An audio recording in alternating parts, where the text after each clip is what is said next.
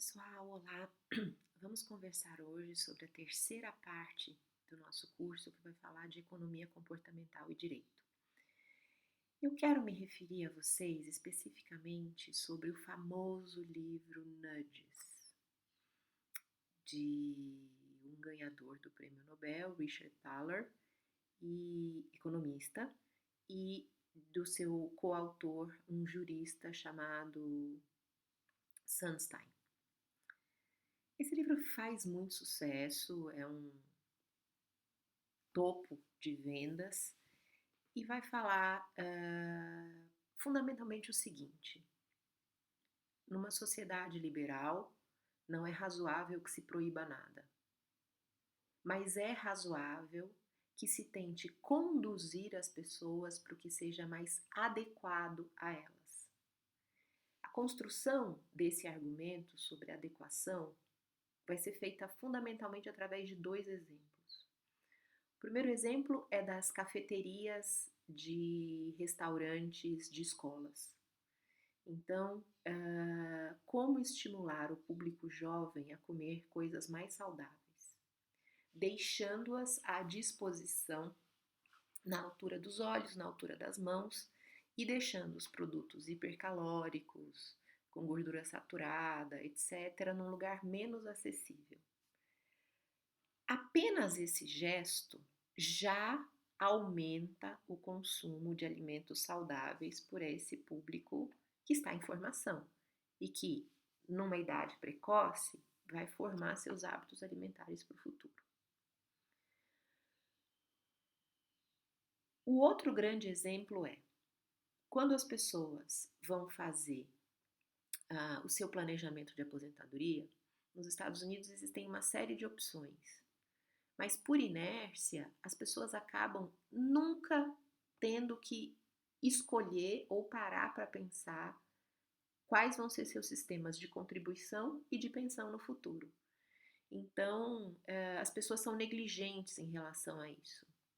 E aí eles montam a ideia de que no ingresso ao mercado profissional, a pessoa já deveria ser direcionada por um sistema de opções que encaminham a aceitação para o que lhe fosse mais benéfico, ou seja, a maior contribuição e o maior benefício no futuro. Ao invés de fazer com que essa pessoa tenha que, por sua própria iniciativa, aderir a isso depois, tá? Essa ideia foi transposta para o Serviço Público Federal Brasileiro, justamente fazendo com que haja uma adesão mais facilitada, automática ao sistema de contribuição obrigatória para o serviço público e para os fundos de contribuição em que o governo federal participa em complementação ao teto do regime geral. Tá? Então, esses são os dois exemplos que são construídos. De modo que ele capta a ideia de que as pessoas têm menos estímulo para fazerem esse ato de buscar a comida saudável no meio de muitas e às vezes as menos saudáveis mais disponíveis e de buscar os seus próprios interesses no começo de uma carreira, com vida corrida, etc, etc. Então, eles trazem as comidas mais saudáveis para um acesso mais imediato e eles propõem a adesão automática ao melhor sistema de contribuição e a possibilidade de escolher outro. Então, o que precisa da iniciativa das pessoas é sair dessa regra geral. Mas a regra geral já seria o melhor para elas. Nós temos alguns problemas nisso. Primeiro, por que é tão difícil falar de proibição? Por que é inaceitável para esses autores dizer que simplesmente é proibido vender refrigerante na escola? O Brasil, de alguma maneira, adota essa medida. Não existem alimentos açucarados nos refeitórios das escolas públicas, por exemplo. Por regulamentação legislativa, a gente segue a recomendação do que seja saudável nas escolas. Por que é importante oferecer alguma coisa mais saudável, mas ter à disposição o que é ruim?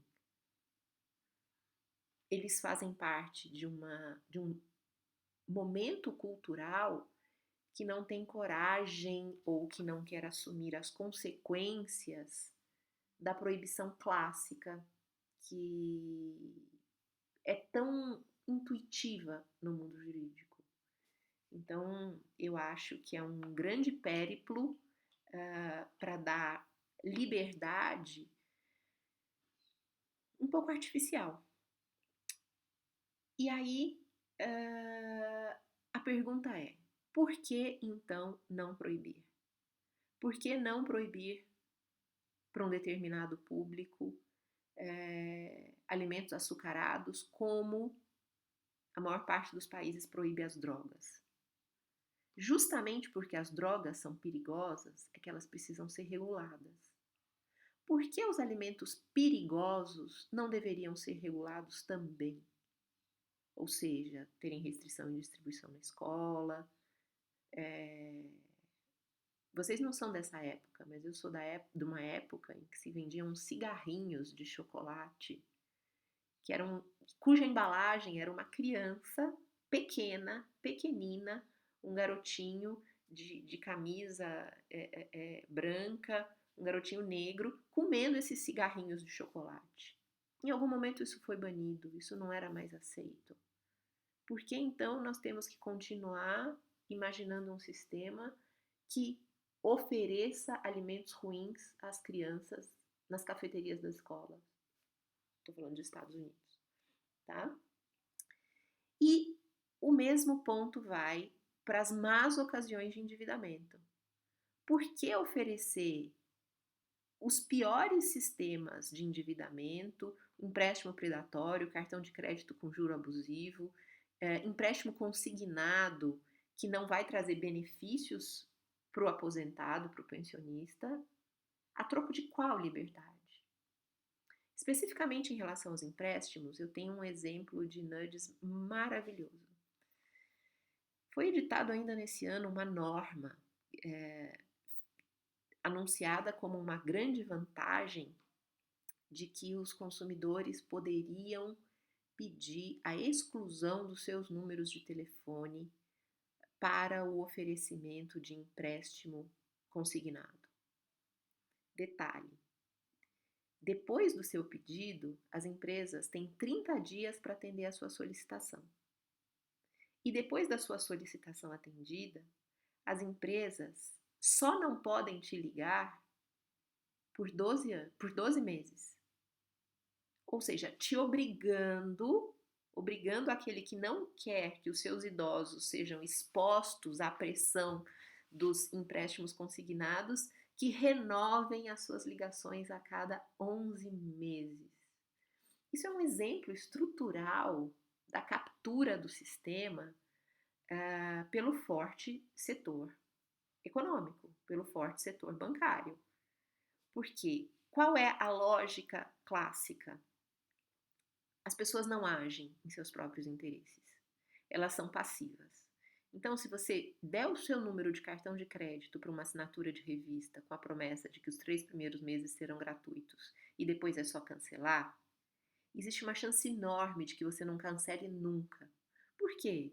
Porque a vida puxa uma coisa a outra. Hoje você tem que ir no supermercado, amanhã você tem que ir ao médico, depois você tem que varrer a casa e o telefonema da empresa que vende esse produto, essas assinaturas de revista, não vai atender da primeira vez, não vai te ouvir em 5 minutos, o problema não estará resolvido e você se torna um assinante perpétuo de uma revista que você por vezes nem lê.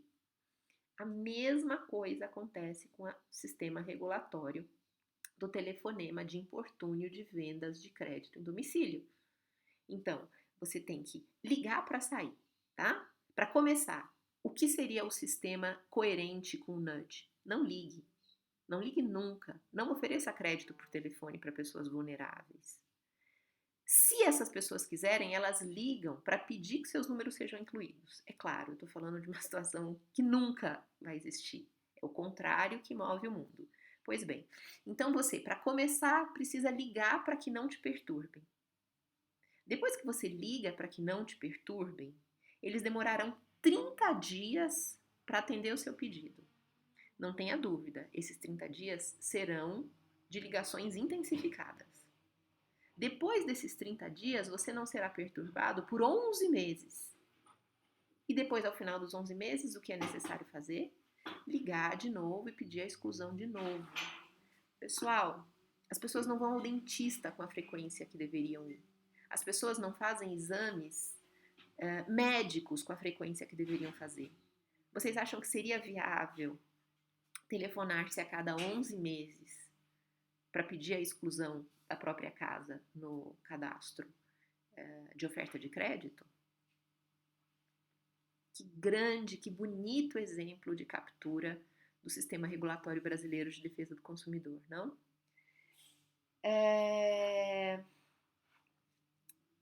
Então, pessoal, eu acho que é bonito ver o livro Nudges.